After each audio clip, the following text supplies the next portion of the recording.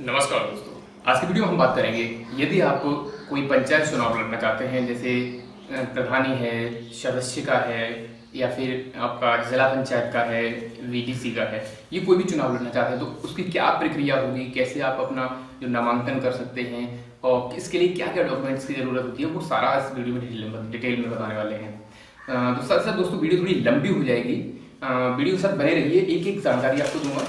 तो सबसे पहले अगर हम बात करें, तो यदि आप इनमें से कोई सा भी चुनाव लड़ना चाहते हैं, जिस जगह से लड़ना चाह रहे हैं, जिस पंचायत से या जिस वार्ड से लड़ना चाह रहे हैं, तो वहां आपका वोट होना चाहिए। तो सबसे पहले तो आप वोटर लिस्ट चेक करेंगे, उसमें आपका वोट होना चाहिए। सेकंड पॉइंट आता है आपका आधार कार्ड का नाम, और आपका वोटर लिस्ट में जो नाम है वो सेम होना चाहिए, आपका प्लस आपके पिताजी का नाम, जो भी है फादर्स नेम, वो दोनों में सेम होना चाहिए। दूसरा पॉइंट आता है आपको कि आपको एक प्रस्तावक बनाना पड़ेगा, मतलब एक सेकंड पर्सन आपको साथ रखना पड़ेगा उसमें नामांकन में, और वो आप अपने भरोसे वाला ही रख सकते हैं, जिसपे आपके भरोसा हो। तो साथ ही साथ प्रस्तावक जिसे आप बनाएंगे, वो प्रस्तावक इसलिए होता है कि बाई चांस आप जो नामांकन करने के टाइम आपकी तबीयत खराब होगी या कोई बात होगी, तो वो प्रस्तावक नामांकन कर सकता है, या फिर जहां आपकी जरूरत पड़ रही है, आप नहीं पहुंच पा रहे, तो वहां प्रस्तावक को भेजा जा सकता है, इसलिए प्रस्तावक बनाया जाता है। तो प्रस्तावक का भी नाम और पिता का नाम दोनों आधार कार्ड से और वोटर लिस्ट से सेम बिल्कुल एक से होनी चाहिए, यहां तक कि एक बिंदी एक मात्रा का भी अंतर नहीं होना चाहिए। तो ये सबसे पहले ये पॉइंट है। इसके बाद आपको कौन कौन से डॉक्यूमेंट की जरूरत पड़ेगी, उसके बारे में मैं आपको बता देता हूं। तो प्रस्तावक के लिए आपको किसी डॉक्यूमेंट की जरूरत नहीं है, सिर्फ आपको आधार कार्ड चाहिए प्रस्तावक का, और जो प्रत्याशी है उसके लिए जाति प्रमाण पत्र, सामान्य निवास प्रमाण पत्र, ये आपको पहले से बनवा के रख लेने हैं, और आधार कार्ड ये जरूरी है। साथ ही साथ प्रत्याशी का जो नाम है, तो नाम वाला जो वोटर लिस्ट में से जिस वोटर लिस्ट के जौन से पेज पे प्रत्याशी का नाम है, वो पेज की एक फोटोकॉपी चाहिए। साथ ही साथ प्रस्तावक का वोटर लिस्ट में जिस पेज पे नाम है, तो उस पूरे पेज की उसकी भी फोटोकॉपी चाहिए। तो इतने ये डॉक्यूमेंट चाहिए। और प्रत्याशी का जो है चरित्र प्रमाण पत्र, जो नजदीकी जो भी आपका थाना हो, पुलिस स्टेशन हो, वहां से प्रत्याशी का चरित्र प्रमाण पत्र होना चाहिए। तो बाकी की डिटेल्स में आपको पूरा जो कैसे हम पर्चा भरते हैं, कहते हैं पर्चा फाइल करने जा रहे हैं, तो वो पर्चा कैसे भरा जाता है, नामांकन कैसे दाखिल किया जाता है, तो उसकी मैं डिटेल आपको वीडियो में समझा देता हूँ अपने पीसी पे। साथ ही साथ हमें ध्यान रखना है, जब भी हम पर्चा भरते हैं तो उसमें एक भी डंडा या मात्रा की मिस्टेक नहीं होनी चाहिए, नहीं तो आपका पर्चा कैंसिल कर दिया जाएगा, आपका नामांकन दाखिल नहीं हो सकता है। तो इसका हमें विशेष ध्यान रखना है, और या तो खुद यदि आप अच्छे जानकार हैं, नहीं तो एक किसी अच्छे जानकार व्यक्ति से इसको भरवाएंगे। फिलहाल मैं आपको बता देता हूँ वीडियो में आगे कैसे कैसे आपको पूरा पर्चा भरना है। तो चलिए हम बढ़ते हैं अपने पीसी की तरफ।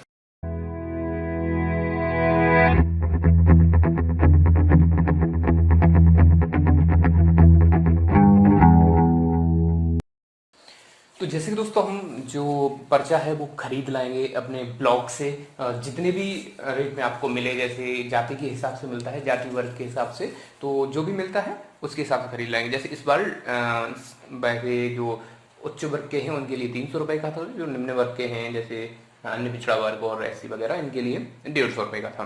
तो जैसे कि हम पर्चा खरीद लाएंगे तो हमें कुछ इस तरह का हमें जो पर्चा है वो दिखाई देगा। ये जैसे प्रधान का है, प्रधान का बता रहा हूँ मैं, तो यहाँ हमें फिलहाल ये फोटो वोटो वगैरह लगे हुए, आपको क्लियर मिलेगा बिल्कुल खाली, ठीक है। तो इसके बारे में हमें कैसे फिल करना है, क्या करना है, उसके बारे में हम आपको समझाते हैं। तो जैसे ये पर्चा है आपका, तो सबसे पहले तो हमें यहाँ प्रस्तावक और उम्मीदवार दोनों के फोटो लगा लेने हैं। प्रस्तावक और उम्मीदवार के बारे में बता चुका आपको। प्रस्तावक आप बना सकते हैं अपने पति को, पत्नी को, पिता को, या किसी भी पंचायत में से किसी भी इंसान को, जरूरी नहीं है आपका रिलेशन में हो, किसी को भी बना सकते हैं जो आपका भरोसेमंद हो। तो सबसे पहले हम पहले वाले कॉलम में हम उम्मीदवार का फोटो लगाएंगे यहाँ, और दूसरे वाले में हम प्रस्तावक का फोटो लगा देंगे, ठीक है। इसके बाद हम देखते हैं कि हमें सबसे ऊपर कॉलम मिलता है नामांकन सेट की संख्या, तो प्रथम सेट पर हम टिक कर देंगे। दूसरा जनपद में जिला, जो भी आपका जिला है वो लिख देंगे, आपकी जो पंचायत है वो यहाँ हम पंचायत लिख देंगे। फिर हम नीचे देखते हैं, तो हाँ एक और चीज़ का ध्यान रखना, जब भी फिल करते हैं, रखते हैं, ये फटने नहीं चाहिए, जो भी आपका पर्चा है बिल्कुल सेफ रखना है फाइल में सीधा सीधा। फिर नीचे आपको जितने रुपए का पर्चा मिला है उस पर टिक कर देंगे। उम्मीदवार का नाम, तो यहाँ उम्मीदवार का नाम हम लिखेंगे। तो हमें ध्यान रखना है जो भी आपका नाम वोटर लिस्ट में है सेम वैसा ही नाम यहाँ होना चाहिए, एक भी डंडा मात्रा या बिंदी की भी मिस्टेक नहीं होनी चाहिए। साथ ही साथ पिता या पति का नाम, जो भी उम्मीदवार के पिता या पति हैं उनका नाम भी बिल्कुल सेम होना चाहिए।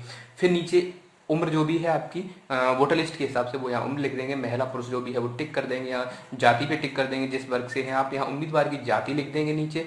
जाति लिखने के बाद नीचे आता है ऑप्शन उम्मीदवार का मोबाइल नंबर, तो यहाँ मोबाइल नंबर भर देंगे इन कॉलम्स में सारे में।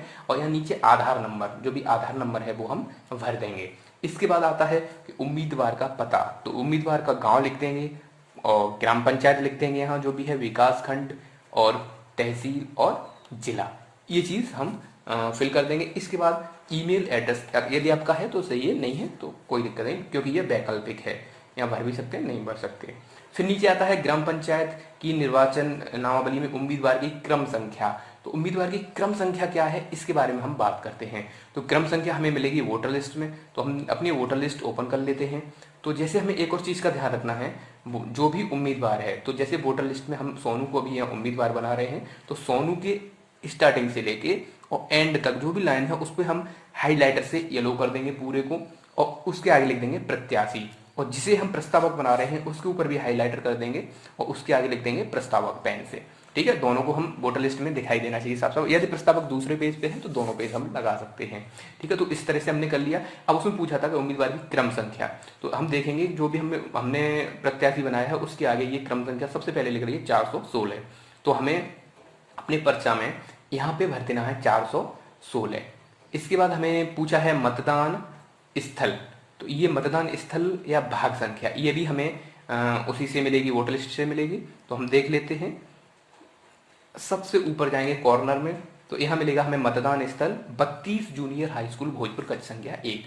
तो हमें सेम इसी तरह से यहाँ लिख देना है 32 जूनियर हाई स्कूल भोजपुर कक्ष संख्या 1 पूरा यहाँ लिख देना है। फिर नीचे पूछा है मतदान केंद्र या स्थल का नाम, तो वो भी हमें वोटर लिस्ट से मिलेगा। ऊपर हम देखेंगे मतदान केंद्र 16 जूनियर हाई स्कूल भोजपुर, तो यहाँ हमें भर देना है 16 जूनियर हाई स्कूल भोजपुर। ठीक है, इसके बाद वार्ड संख्या, तो वार्ड संख्या भी हमें वोटर लिस्ट से मिलेगी। जिस पेज पे आपका उम्मीदवार का जिस पेज पे नाम है उसी पेज के ऊपर हम कॉर्नर में देखेंगे, यहाँ हमें मिलेगी वार्ड संख्या 4, तो यहाँ हम लिख देंगे वार्ड संख्या जो भी है हमारी उसमें मिली है 4। इसके बाद हम देखते हैं नीचे 11 नंबर ऑप्शन पे प्रस्तावक का नाम।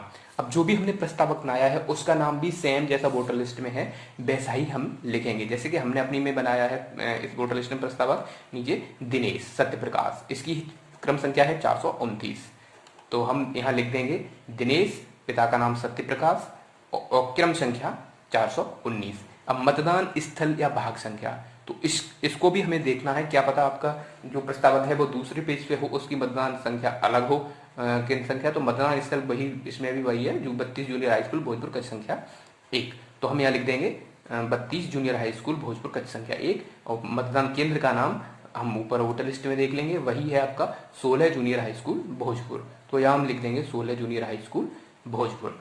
ठीक है, इसके बाद आता है नीचे 12 नंबर पॉइंट पे कि जमानत राशि का विवरण, जो भी आप जमानत राशि हमें भरनी होती है, जैसे इस बार 2000 थी और अन्य पिछड़ा वर्ग और एससी वर्ग के लिए 1000 थी, तो हम वो चालान जमा करना होता है हमें बैंक में, तो वो उसके बारे में आगे बता दूंगा। तो चालान संख्या जो भी बैंक से हमें चालान संख्या मिलती है वो हमें यहाँ लिखनी होती है, जिस डेट में चालान जमा किया है वो यहाँ लिखना होता है, जितना रुपया चालान में जमा किया है वो यहाँ लिखना होता है। जैसे आपने जितना भी किया हो, जैसे 1000 है, 2000 है, 3000 है, वो यहाँ पेन से हमें लिख देना है। इसके बाद आगे देखते हैं कोषागार या बैंक का नाम, तो यहाँ बैंक जो भी है, जैसे आपकी भारतीय स्टेट बैंक और जो भी शाखा है वो लिख देंगे, भारतीय स्टेट बैंक एटा है, जैसे जो भी शाखा है। ठीक है, इसके बाद आता है नीचे संलग्न प्रपत्रों का विवरण, जो भी आपने प्रपत्र इसमें लगाए हैं उन सभी पे टिक कर देना है। अदेयता प्रमाण पत्र, हमें ध्यान रखना है अदेयता प्रमाण पत्र ग्राम पंचायत, क्षेत्र पंचायत और जिला पंचायत तीनों से अदेयता प्रमाण पत्र हमें बनवाने हैं, उसके बारे में आगे बताऊंगा। तो ये सभी हमने लगाए हुए हैं, तो सब पे हम टिक कर देते हैं। ठीक है, आप नीचे हम देखते हैं, तो नीचे आपको कुछ नहीं करना है, यहाँ आपको सिर्फ अपने साइन, जैसे यहाँ प्रस्तावक जो भी बनाया है आपने उसके साइन करवाने हैं इस जगह, और जो आपने उम्मीदवार बनाया है उसके साइन करवाने हैं इस जगह। जरूरी नहीं है पढ़ा लिखा हो, साइन करवा सकते हैं, अंगूठा भी लगवा सकते हैं। अब नीचे आप देखते हैं, तो नीचे ये पूरा आपको नहीं फिल करना है, इससे छेड़खानी नहीं करनी है, ये सारा ब्लॉक का काम रह गया। ठीक है, इस तरह से आपका पर्चा फिल किया जाएगा।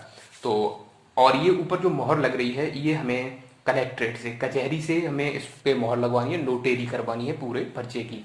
तो आगे हम देखते हैं, देखिए अब दूसरा नंबर पेज जो भी आपका ये आता है, ये हमें कलेक्ट्रेट से लेना है, कलेक्ट्रेट से फिल करवाना है, इसे नोटरी करवानी है।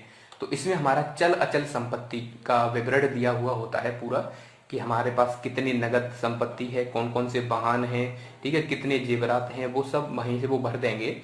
कलेक्ट्रेट से कचहरी पे भर पाएंगे हम, या नोटरी करवाते जाएंगे, हर पेज पे मोहर लगवाते जाएंगे। और ध्यान रखना है नीचे इस जगह हमें हर पेज पे साइन करना है, ठीक है। कैसा मकान है, पक्का है, जमीन कितनी है, वो सब लिखना है, ठीक है। दूसरा ये आपका पेज आता है, ये सब कलेक्ट्रेट से ही आपका फिल हो जाएगा, कि प्रत्यक्ष द्वारा नामांकन पत्र के साथ उपलब्ध कराया जाने वाला शपथ पत्र, ये शपथ पत्र होता है। तो यहाँ अपना नाम और किस पद के लिए है, प्रधान पद, और यहाँ आपके पिता का नाम और जो भी आपका वर्ष है, ये आपको भरने की जरूरत नहीं है। आपको जहाँ भी आप नोटरी करवाएंगे वो खुद आपको भर देंगे तभी, ठीक है। यहाँ केस वगैरह लगे हैं नहीं लगे हैं वो सब पे आप टिक कर देंगे गलत का।